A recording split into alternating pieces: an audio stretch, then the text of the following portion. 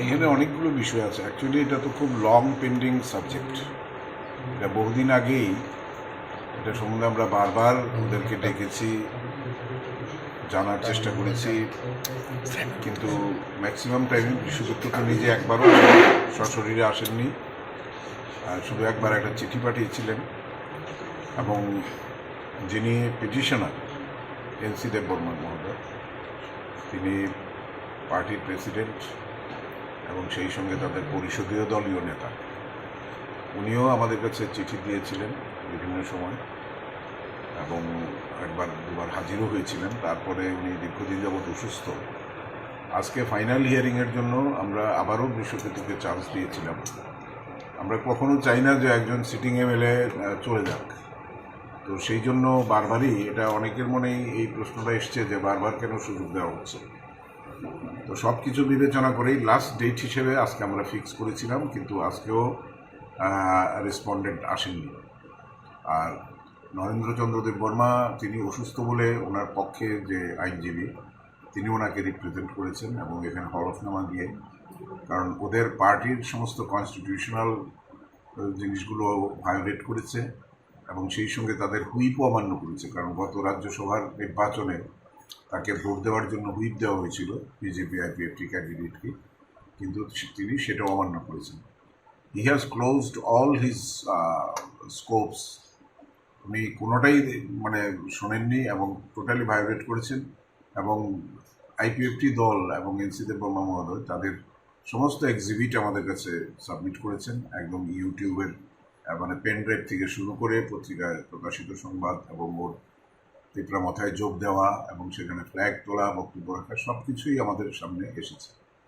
তো সব কিছু বিবেচনা করেই আমরা আজকে এই সাবজেক্টটা ক্লোজ করে দিচ্ছি আমি, এবং অলরেডি আমি সিদ্ধান্ত নিয়েছি এবং সেই সিদ্ধান্তটা আমি রিজার্ভ রেখেছি, কারণ এটা আমার টাইপ করে সিদ্ধান্তটা হয়তো কালকেই আপনাদের ফাইনালি আমরা জানিয়ে দেব।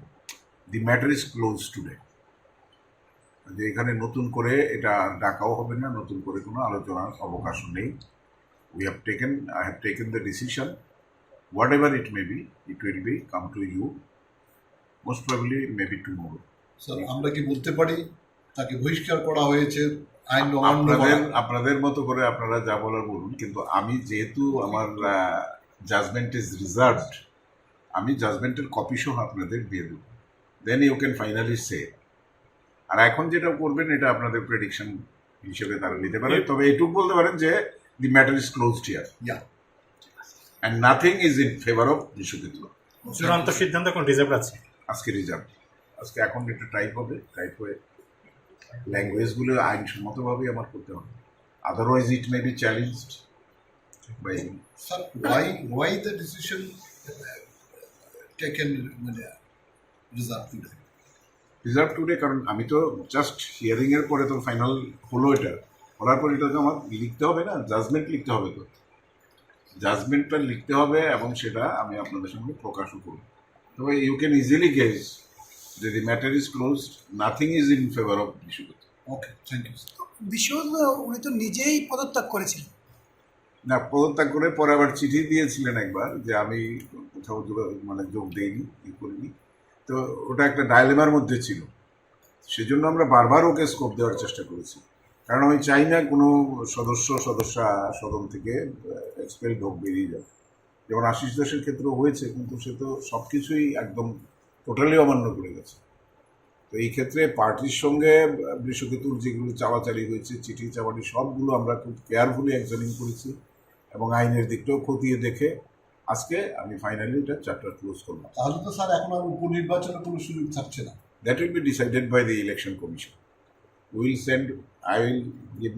send my verdict to election commission, then they will take their decision.